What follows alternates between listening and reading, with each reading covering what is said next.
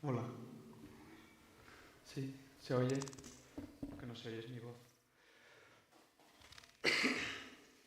Antes de todo quiero pediros perdón por esta voz que tengo. Pero me han dicho que impone más, así que eso es un punto para mí. Yo venía con mucho miedo porque digo, no se me va a escuchar, no quiero contagiar a nadie. Pero la mitad estáis como yo. La mitad estáis resfriados. Ya toca, ya toca. Bien, hermanos. Bienvenidos, bienvenidas todos a la casa del Señor, donde un grupo de sus hijos nos reunimos para darle solo a Él la gloria, solo a Dios la gloria y no a nosotros. Así que esperemos que el Espíritu Santo nos guíe, me guíe en la predicación y que a Él sea la gloria. Vayámonos al capítulo 4 de Primera de Timoteo. Vamos a seguir con la serie que empezamos acerca de esta epístola tan hermosa. Capítulo 4 de la primera carta del apóstol Pablo a Timoteo, versículo 1 al versículo 11.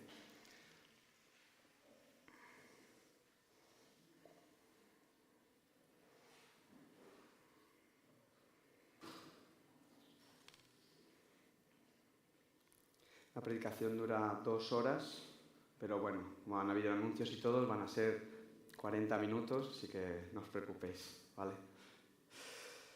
Y dice así la palabra del Señor.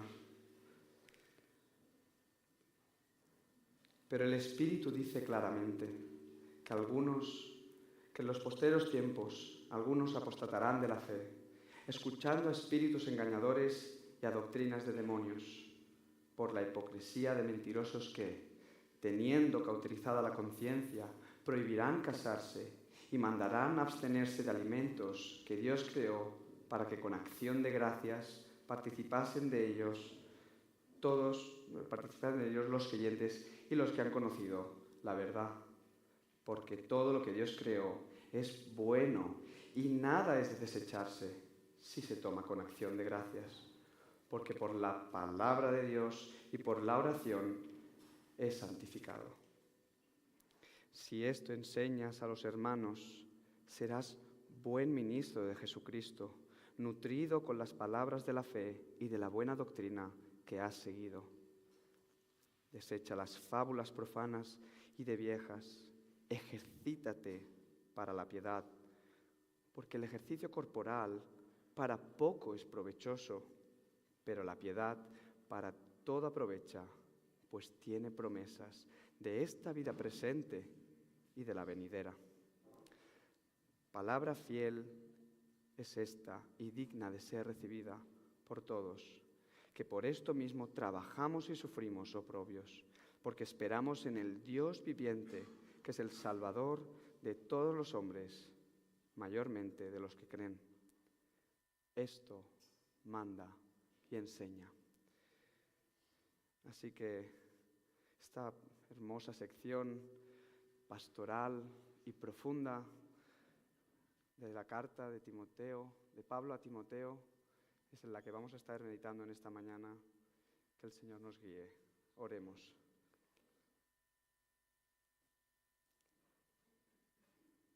Santo Dios y Padre, te damos las gracias porque un día más podemos estar aquí en tu casa para darte la alabanza que mereces. Digno eres de recibir toda gloria. No permitas que nuestra pecaminosidad nos desvíe del texto, de lo que debemos estar centrados. Nútrenos, exhórtanos, guíanos y por favor que el mensaje sea claro. En el nombre de Jesús. Amén. Vamos a hacer un poco de memoria porque han pasado ya 2 semanas, sí. No sé cómo vais de memoria, pero por si acaso, ¿vale? El primer capítulo de la carta se perciben las preocupaciones del apóstol por la herejía y las falsas doctrinas de los maestros que estaban enseñando. Aquí Pablo exhorta a Timoteo a combatirlas contundentemente. Esto refleja el carácter pastoral al que también se le refiere a Timoteo como mi hijo en la fe. Este sentimiento paternal, pastoral, esa preocupación se la transmite en esta carta y así la transmite también a la iglesia. El capítulo 2 es una introducción acerca de la gran importancia que tiene la oración, la importancia que tiene la salvación de los hombres y la correcta adoración en la iglesia. Y ya introduciéndonos más en la iglesia, el capítulo 3, nuestro hermano Jonathan nos habló de los líderes de la iglesia, de aquellos líderes que lideran bajo el mandato de la piedad, aquellos líderes que deben reflejar ese buen pastor que es nuestro Señor Jesucristo, que deben reflejar al siervo perfecto que fue Jesús. Y en la última sección pudimos ver, como Ignacio nos enseñó, el misterio de la piedad, el corazón de la carta, ese hermoso himno del versículo 16. Y quiero recordar la frase que dijo que es hermosa. El misterio de la piedad define la piedad en el ministerio. Así pues, bajo esta directriz del Evangelio, el misterio de la piedad, Jesucristo mismo, Dios que fue manifestado en carne, justificado en el Espíritu, visto de los ángeles, predicado a los gentiles, creído en el mundo y recibido arriba en gloria. Esa sección, después de esto, tenemos el capítulo 4, que se inserta como unión entre la doctrina pastoral de la Iglesia y los capítulos siguientes que dedica a la práctica en la Iglesia de esa doctrina que ha enseñado. Así pues, la Iglesia como columna y baluarte de la verdad va a enfrentar sufrimiento, como luego veremos. Va a tener que trabajar por guardar esa verdad, esa doctrina. Va a tener que sufrir burla, ataque, mentiras, hipócritas, herejías, etcétera, etcétera. Toda nuestra esperanza se reduce en que todo lo que procede de Dios es bueno. Él nos sustenta. El ejercicio de la piedad, como veremos, tiene trascendencia eterna. Así que, después de esta breve introducción, nos insertamos en el primer punto. Lo que Dios crea es bueno. Y el primer versículo empieza con una advertencia profética. Después de oír ese himno, ese hermoso himno que nos contaba la encarnación y el ministerio de Jesús, oímos que, pero, el Espíritu dice claramente, así a lo contrario que lo estoy haciendo yo, con esta voz ronca, el Espíritu lo dice claramente.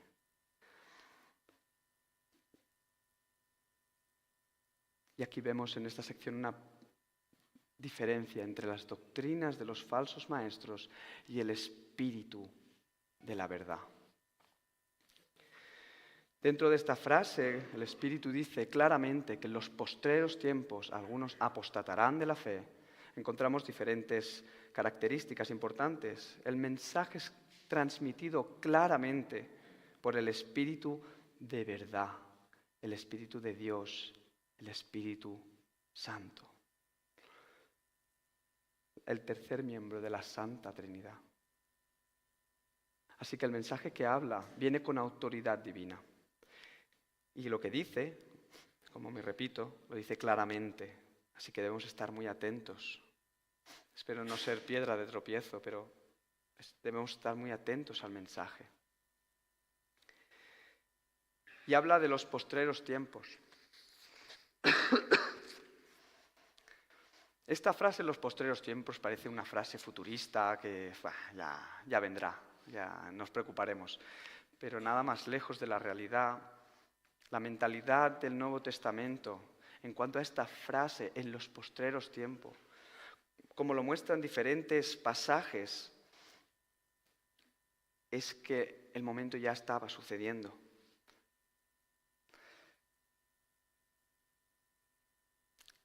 La perspectiva del Nuevo Testamento es que los postreros tiempos se inserta entre la primera venida de Cristo y su regreso.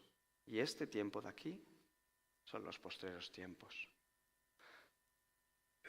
Y esto lo vemos en diferentes pasajes, Hechos 2:17, Hebreos 1:1-2, Primera de Pedro 1:20, Primera de Juan 2:18 y Segunda de Timoteo 3:1-5. Luego, si queréis, no los vamos a ver, no los busquéis. Luego, si queréis, os los paso, los miráis y son muy hermosos. Así que, hermanos, Cristo no ha regresado todavía por segunda vez, ¿a qué no? No. Muy bien. Así que estamos en los postreros tiempos. Vivimos un momento de apostasía, de herejía, de mentira, un tiempo oscuro, pero como decían los reformadores, haciendo un poco mención, ya que el 31 este viernes fue el 508 años de la Reforma, post tenebras lux, después de las tinieblas, entre las tinieblas, luz. Y después de considerar este punto, quiero que vayamos un momento a la carta a los Efesios, capítulo 6, el versículo 17. No vayáis muy lejos, son unas cuantas cartas para atrás.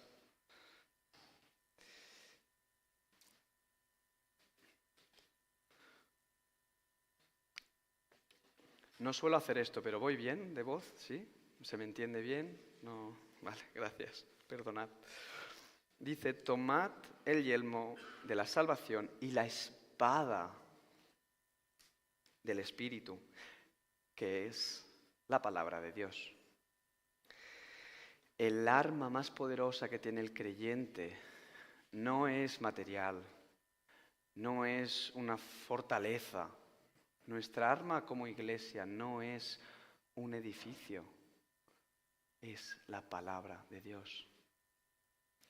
Y esto conecta muy bien con el primer versículo, con el versículo 1 del capítulo 4 de Timoteo, cuando dice, pero el Espíritu dice claramente. Aquí podríamos decir, pero la palabra dice claramente.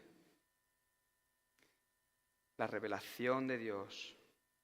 Jesús mismo usó la palabra en la batalla que tuvo contra Satanás en la tentación en el desierto. Explicó las profundidades de las Santas Escrituras. Las practicó, las predicó, las corrigió las malas interpretaciones que tenían los fariseos. Y oró al Padre para que fuéramos santificados en su verdad. Su palabra es verdad. Y así con esta relación entre palabra y espíritu, entre verdad y espíritu, tenemos que el mensaje que dice claramente que la palabra enseña es que algunos apostatarán de la fe. Así que vamos a definir qué es la apostasía.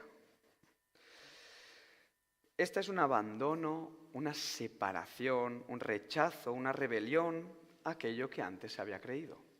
En palabras sencillas. En términos teológicos es alejarse, apartarse de la fe que previamente se había confesado. Y aquí quiero hacer una aclaración.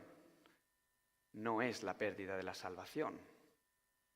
La apostasía es el rechazo a Cristo. La salvación sabemos que Dios es quien sabe quién es salvo y quién no. Y quien definitivamente va a ir al cielo. La apostasía no es la pérdida de la salvación, porque eso implicaría que yo hago algo para perder algo que yo no he ganado por lo que yo he hecho. No me entendió ni yo. La salvación no es por obras, ¿verdad que no? Amén a eso. No es por obras. La salvación es por la fe en Jesucristo.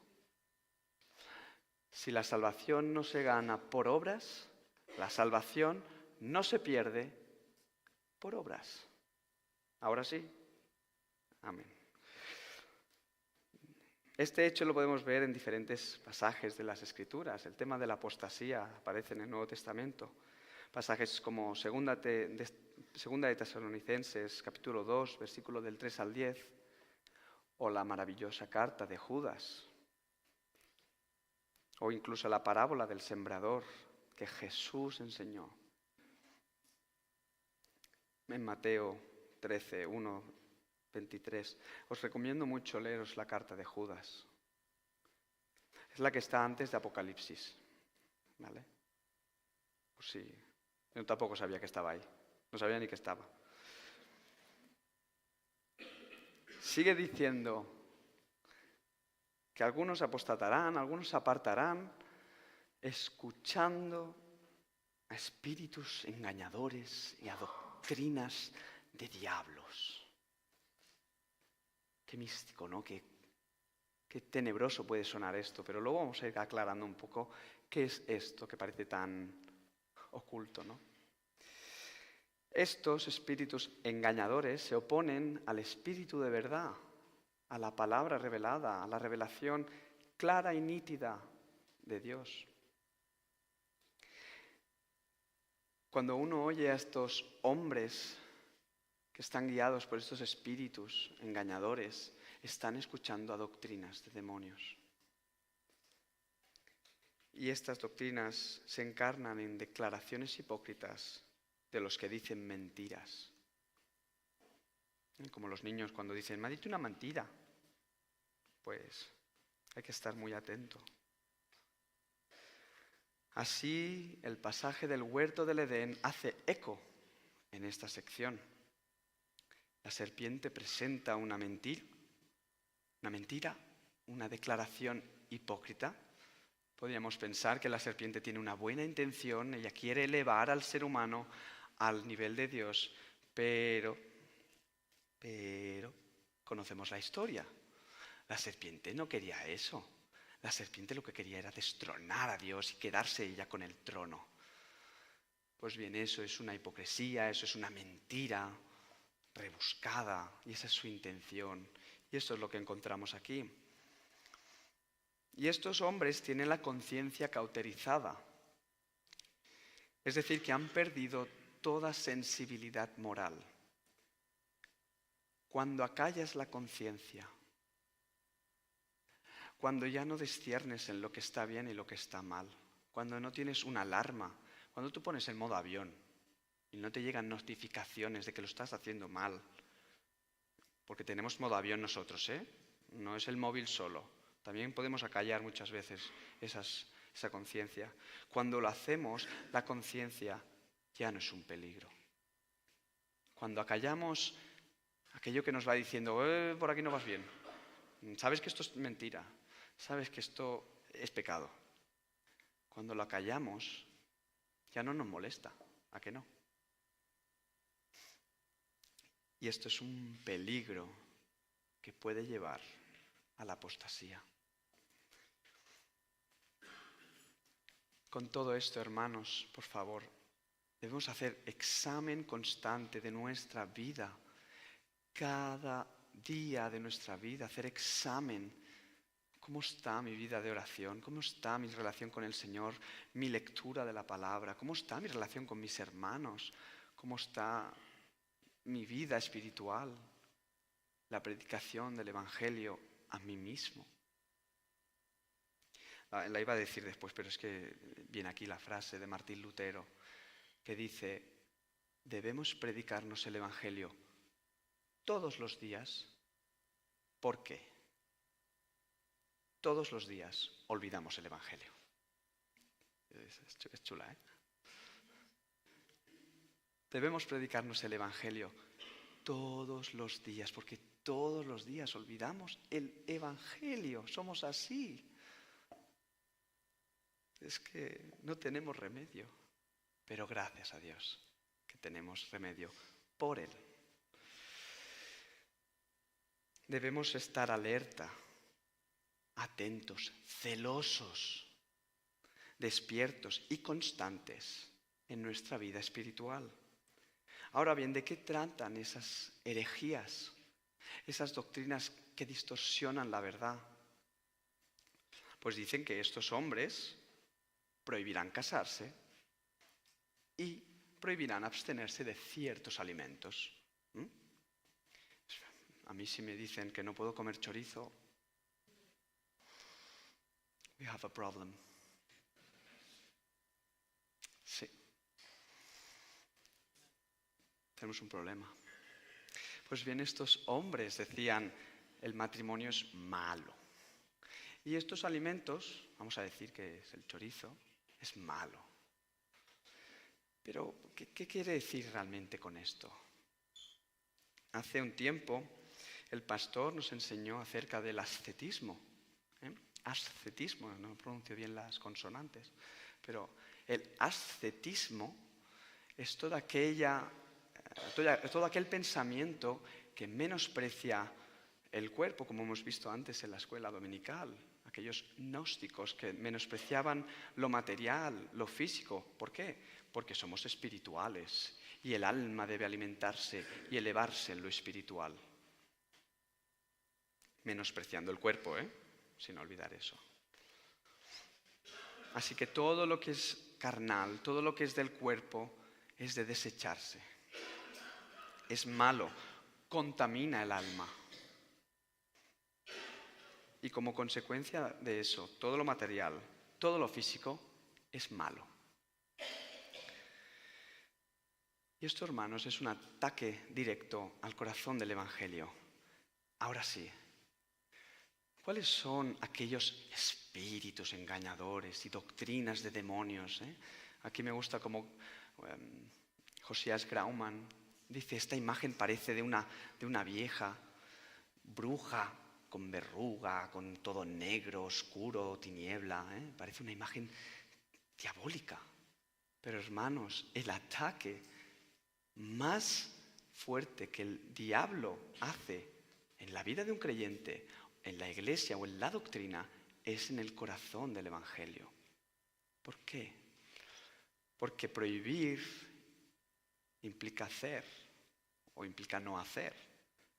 Es decir, yo hago algo para ganar algo. ¿Veis por dónde voy? Como hemos dicho antes, la salvación no es por obras. Pero si yo te digo que no te puedes casar o no puedes tomar chorizo, eso implica que yo participo de la salvación. Y estos cambios tan sutiles son los más efectivos. Una palabra, una coma, un pero, una preposición. Los jóvenes saben lo que es, los de bachillerato. Un cambio sutil implica un cambio enorme. El diablo no hace falta manifestarse en una posesión.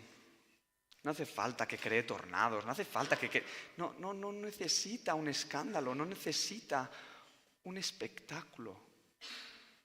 Solo hace falta que añada obra a la salvación que es por gracia para que todo esté perdido. Porque, hermanos, si la salvación es por gracia, chao, chao. Estamos perdidos. Este es el verdadero ataque satánico. Este es el verdadero ataque a la iglesia.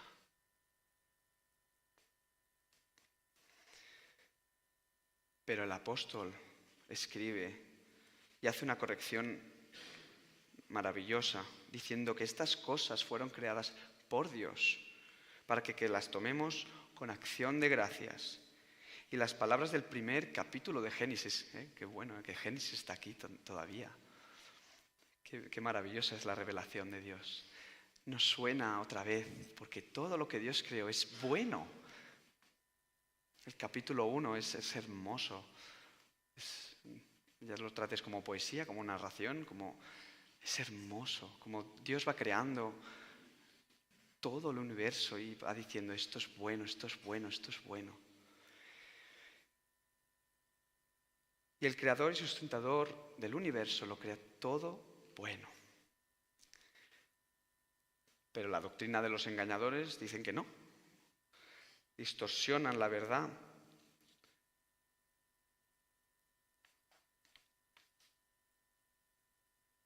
Es hermoso ver cómo Dios en el principio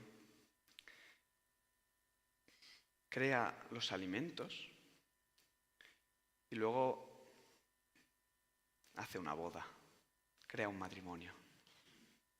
Presenta a Eva a Adán, que previamente la había creado de la costilla de Adán. Se la presenta y hace una boda. Crea el matrimonio. Y luego les dice, de todo árbol podéis comer alimento. Matrimonio, alimento. Pero el diablo siempre va a estar así. Dios dice, no comáis. Y el diablo dice, comed. Dios dice, comed. Y el diablo va a decir, no comáis. Dios dice, la salvación es por gracia.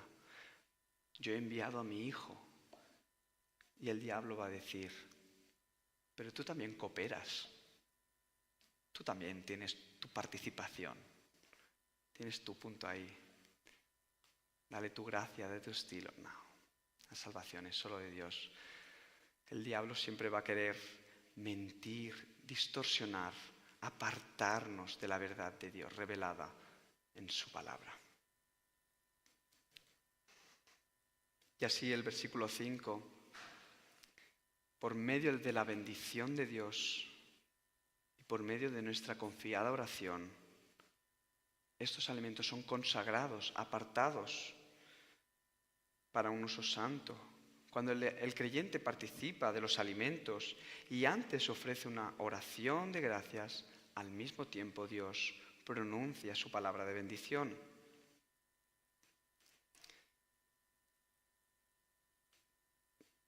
Debemos estar muy atentos.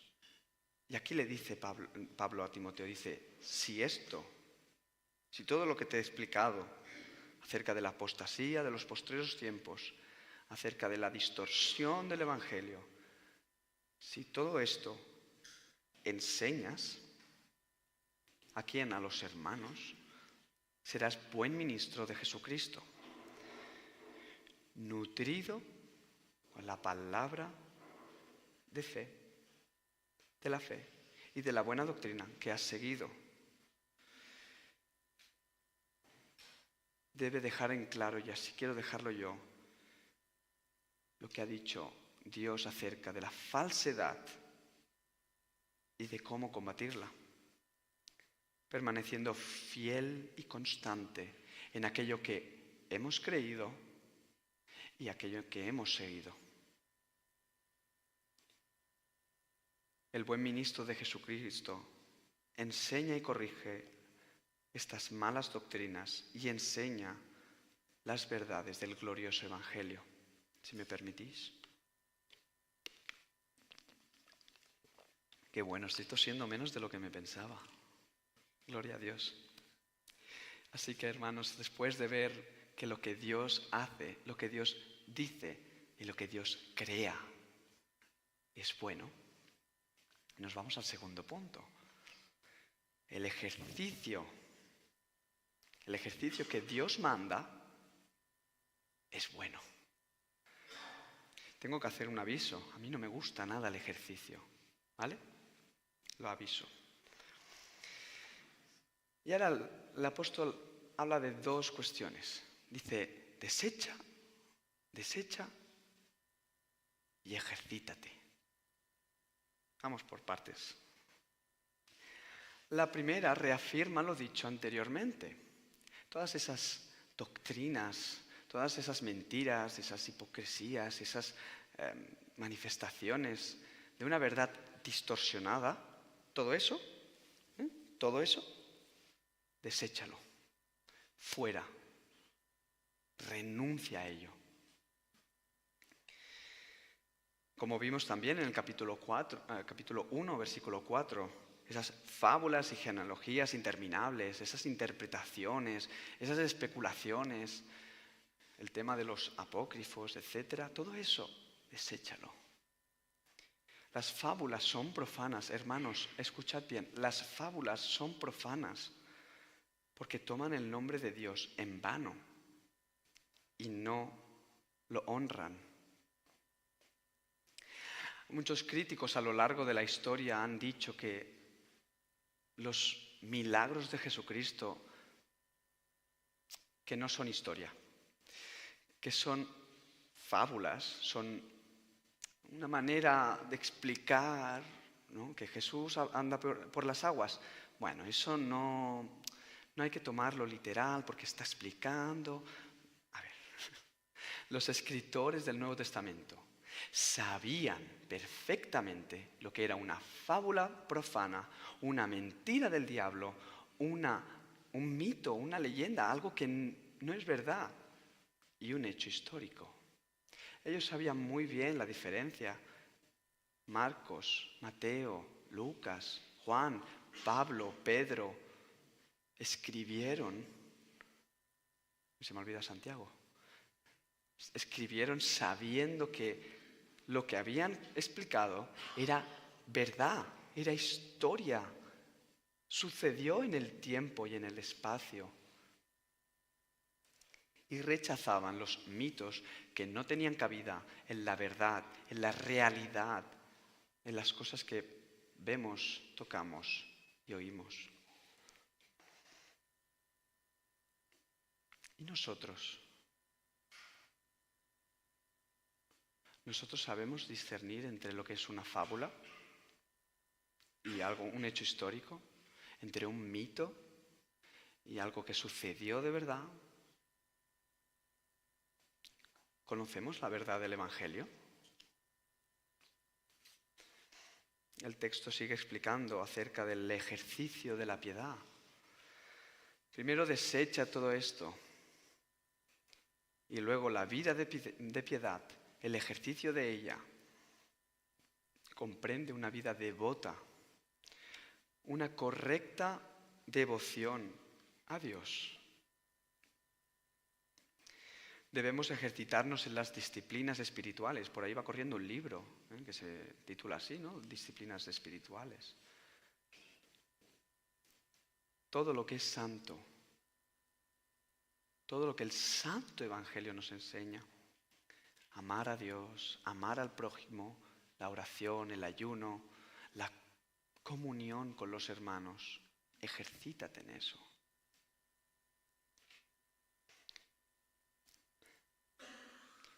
Debemos, hermanos, prepararnos bien, equiparnos, empezar la maratón de las Escrituras.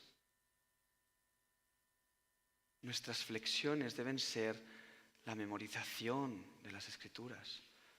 Nuestras sentadillas deben ser la oración diaria.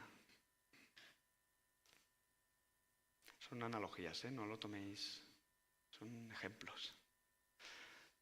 Debemos ejercitarnos. Dice el versículo 8, porque el ejercicio corporal para poco es provechoso. Y os recuerdo, no me gusta el deporte, nada. Noemí os lo puede decir, no me gusta nada, me cuesta mucho. Como mucho hago 7 minutos al día de ejercicio, 7 minutos. Cada día. Sábado y domingo no, pero cada día, entre semana. Importante recordar, no me gusta el deporte, vale. Aquí podríamos ver que podemos decirle a Pablo, dice, Pablo, pero si hace poco has dicho que lo corporal, lo físico, es bueno, ¿no? Porque si los falsos maestros dicen que es malo, tú estás diciendo que es bueno. A ver, vamos a considerarlo. No dice que el ejercicio, aquí ya yo fallo, dice, aquí no dice que el ejercicio es para nada provechoso. No. Lo he intentado, el griego también dice eso, ¿vale? Dice para poco, es decir, tiene cabida, es importante. Pero el punto el punto esencial no es el ejercicio en sí, sino la repercusión que tiene el ejercitarse en la piedad, que tiene promesas de esta vida y la venidera. Aquí es lo que os he dicho antes, la trascendencia eterna.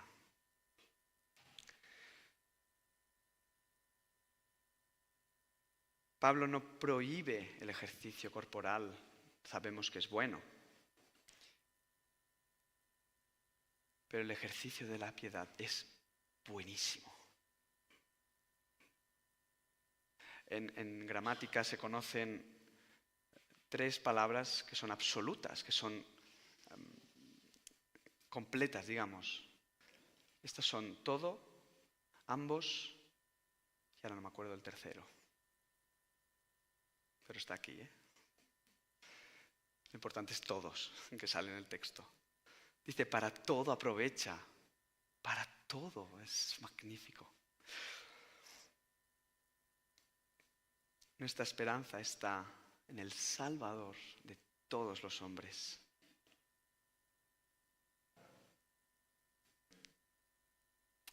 Y dice el versículo 10 que por esto mismo trabajamos y sufrimos. Y retomo lo que hemos dicho al principio. El ser columna y baluarte de la verdad va a implicar trabajo, va a implicar ensayos de coral, va a implicar venir a reuniones, va a implicar sudor, va a implicar pintar la iglesia, va a implicar salir a evangelizar, va a implicar trabajo, pero también va a implicar sufrimiento. Vamos a encontrar hemos encontrado y encontramos mucha oposición. Hermanos, vamos a sufrir, sufrimos. Pero esto no acaba aquí, porque confiamos en el Dios viviente, que es el Salvador de todos los hombres, mayormente de los que creen. Ahora bien, esta frase ¿nos suena un poco rara? A mí me suena rara. El Salvador de todos los hombres, especialmente de los que creen. Salvador de todos los hombres. A ver, hermanos, el contexto en el que nos encontramos, el ejercitarnos en la piedad, el sufrir y el trabajar por la expansión del Evangelio, tenemos el resguardo, nos guardamos y nos confiamos en que Dios nos salva. Ahora bien, Salvador aquí no quiere decir Salvador eterno, es decir, la implicación de la salvación en Jesucristo. Salvador aquí se refiere a proveedor, cuidador, sustentador. Esto tiene mucho más sentido porque luego dice especialmente de los que creen. Así pues, el Señor sustenta y provee a la humanidad entera con su gracia, que provee para todos, justos e injustos, pero especialmente guarda y preserva a los que han creído, a sus hijos, a su iglesia. El Señor es el Salvador de todos, es el proveedor de todos, especialmente de su amada iglesia. Y así, hermanos, vamos terminando con lo que dice el versículo 9. Esto que digo es verdadero y es muy serio. Palabra fiel y digna de ser recibido por todos vosotros. Creyentes y no creyentes.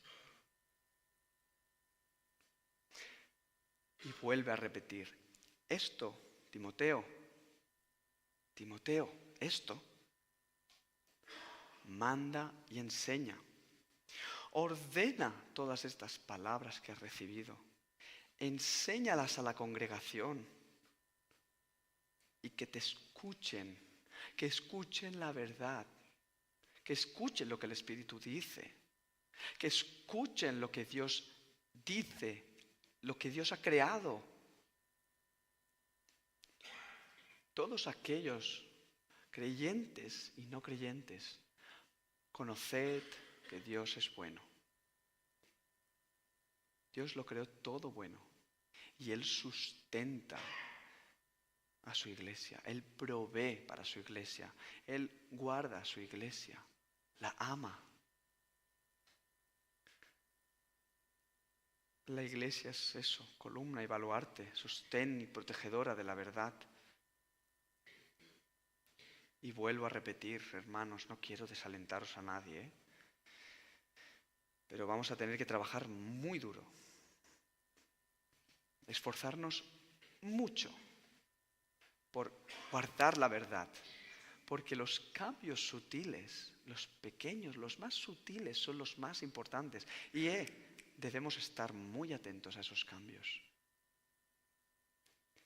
confiando, teniendo nuestra fe y confianza en que Dios, nuestro Señor y Salvador, nos provee y nos salva. La iglesia y la verdad permanecen fieles porque Dios es fiel, porque Dios es bueno, porque Cristo Jesús nos sostiene. Que el Señor y Padre de nuestro Señor Jesucristo os bendiga y os guarde.